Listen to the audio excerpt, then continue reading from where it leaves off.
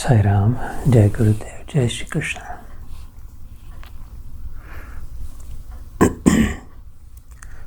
ध्यान के समय जैसे कहा, बहुत सुंदर प्रसंग है, अपनी कीमत जाने।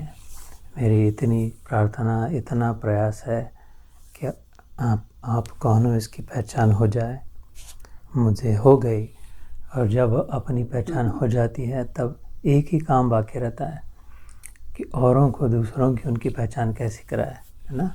फिर दिल एक ही प्राप्ति के लिए दुखता है कि अरे, इससे तो सब दुख नाश हो जाता है, इससे तो कोई चिंता नहीं रहती, इसमें तो फिर कोई प्रश्न नहीं रहते, उत्तर ही आते हैं। तो ये दूसरों को कैसे मिले, है ना, जो अपने आप अपने पास होता है। क्योंकि ये ख़त्म होने वाला माल नहीं, इसमें चिंता नहीं है कि नहीं नहीं नहीं नहीं, अगर मैं दूसरों को पहचान कर तो मेरी पहचान, इसके उल्टा ही होता है, जितना बांटे उतना बढ़ते जाता है, ऐसा आनंद। कल हुआ था 1 बजे 16वां अध्याय प्रारंभ हुआ, तो उसमें एक सूक्ष्म बात कह रहा था, वो यहाँ पर भी कही जाए कि जो अपने भीतर महसूस होता है अंदर, उसे आनंद कहते हैं। वो आनंद ही जब प्रकट होता है दूसरों के प्रति, उसे प्रेम कहते हैं।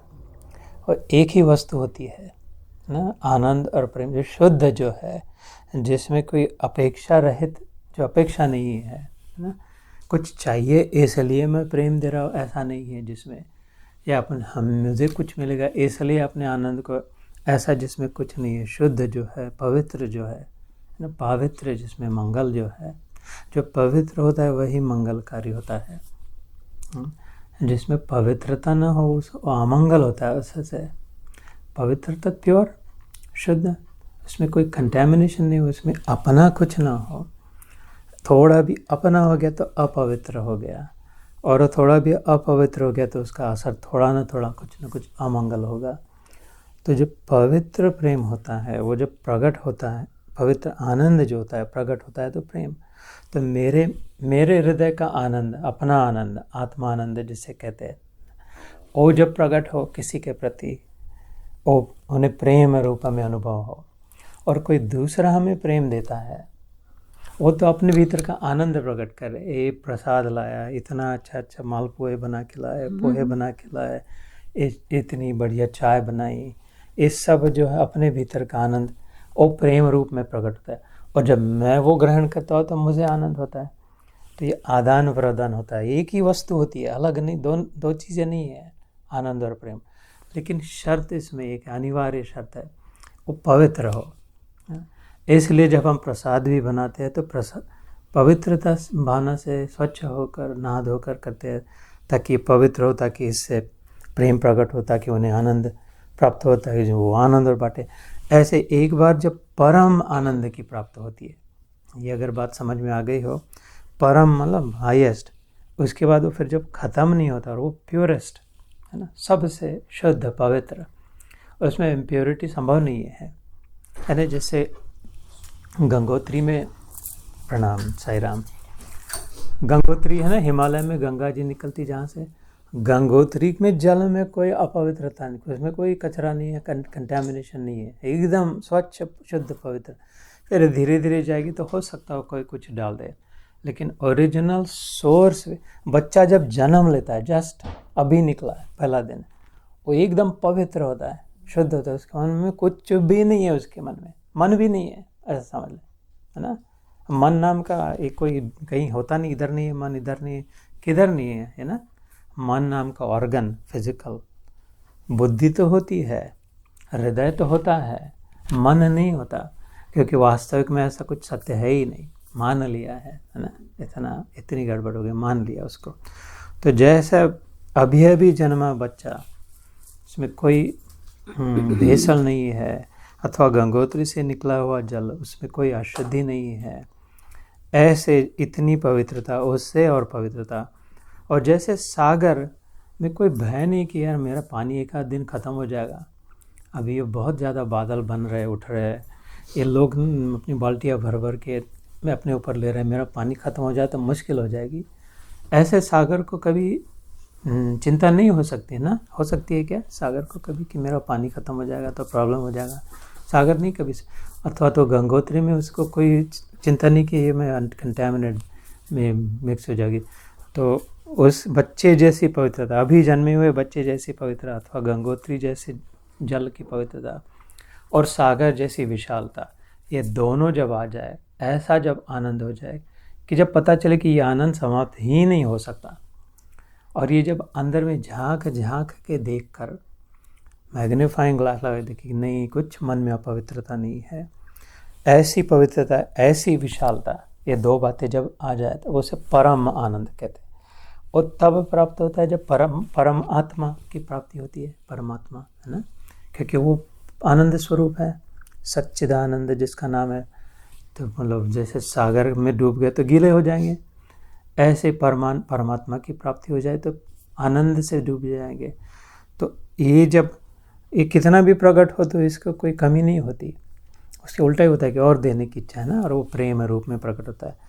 तो ये जो परम आनंद प्राप्ति की, परमात्मा की जो छठा अध्याय जो आज प्रारंभ होगा भक्ति भगवद गीता में, ऐसे दो नाम है, आत्म संयम योग अथवा कुछ लोग ध्यान योग भी के, तीन नाम है। एक ही अध्याय जिसके तीन नाम अपने अपने मतानुसार संतों ने दिए है। इसका ओरिजिनल नाम है गीता में आत्म संयम योग, है ना, अपने आप पर संयम करे तो अपने आप प्राप्ति हो जाए। इसका अर्थ आत्मा मतलब खुद पर, संयम, सम यम, सम मतलब इक्वल, है ना, सम शब्द का समत्वम योग उच्चते, जैसे हमने सुना कि जब नो मैटर व्हाट हम सेम रह सके, कैसी भी परिस्थिति आए, समता में जब स्थित हो सके। और योग मतलब मिलना, जुड़ जाना, प्राप्ति हो जाना। तो जब अपने आप पर संयम कर सके तो पता चले कि अरे कहीं गया ही ना, कहीं जाना नहीं था भगवान से मिलने, किसी मंदिर में, किसी तीर्थ यात्रा में कहीं जाना तो अच्छा था, गए तो अच्छा, लेकिन ज़रूरत नहीं थी। तीर्थ यात्रा में जाना कोई बुरा नहीं है, मंदिर में जाना तो अच्छा ही है। और संतों के मठ पंडाल में जाकर के जहाँ 10 दिन बैठना तो उसमें तो भला ही है, लेकिन उसकी ज़रूरत नहीं है, ये बात पता चल जाएगी। जिधर मैं अपने साथ अपने परमात्मा को लेके जाता हूँ और उसको मैं बाहर किधर ढूंढ रहा हूँ, मतलब अपने आप में। ये जब योग हो जाएगा, मिलन हो जाएगा, फिर तो अपने मज़े से चलो, मंदिरों में जाए, तीर्थ यात्रा में जाए, न जाए, जहाँ जाए भगवान छूटे ही नहीं। जब जैसे मेरे को अपने आप को किधर ले जाना है, अपने आप को ढूंढना है, तो किधर, क्या, कहाँ जाना पड़ेगा। जब जिधर भी हूँ, मंदिर में हूँ, भारत में हूँ, यहाँ पर हूँ, किधर, विमान में हूँ, ज़मीन पे हूँ, अपने आप को कहाँ ढूंढना। अरे इसको तो छोड़ दिया मैंने, भूल ही गया। ऐसा नहीं होता, इधर लाना था ना गीता योग के लिए, माधवी बहन के तो लेके आया, जीतू भाई को, और भूल गया। ऐसा नहीं होता। मैं आया तो खुद आ गया। खुद खुदा कहते हैं उसको, खुद खुदा होता है जब भीतर में खुदाई करे, है ना। तब ये बाहर की जो खुदाई है, खुदाई शब्द पर उर्दू में होता है ना, खुदाई मतलब खुदा की बनाई हुई, और हिंदी में खुदाई मतलब खोदना। और खुदा जो खुद खुदा है, जो स्वयं बन के बैठा है, ये बाहर की खुदाई, सृष्टि से थोड़ा मन हटा के भीतर उर्दू वाली खुदाई छोड़ के हिंदी वाली खुदाई अगर करे अपने अंदर में, तो खुद खुदा, वो उर्दू वाला जो खुद खुदा वो प्रकट हो जाएगी। अरे मैं, मेरे में ही था, है ना।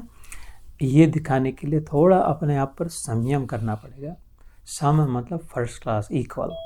यम मतलब भीतर से, यम मतलब भीतर से नियंत्रण, यम और दम, ये दो बातें होती है।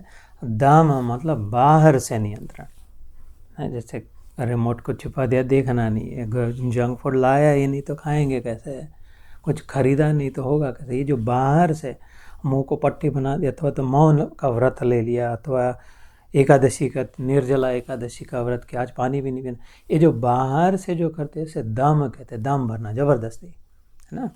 और जो भीतर से नियंत्रण करते हैं उसे यम कहते हैं, अपने आप से। तो ये जब बराबर होने लग जाए उसे संयम कहते हैं। और अगर ऐसे अपने आप से अपने आप पर नियंत्रण करने लग जाए आत्मा, संयम, तो सिद्ध है वहाँ पर ही योग की प्राप्ति। इसलिए इसका ओरिजिनल नाम है आत्म संयम योग।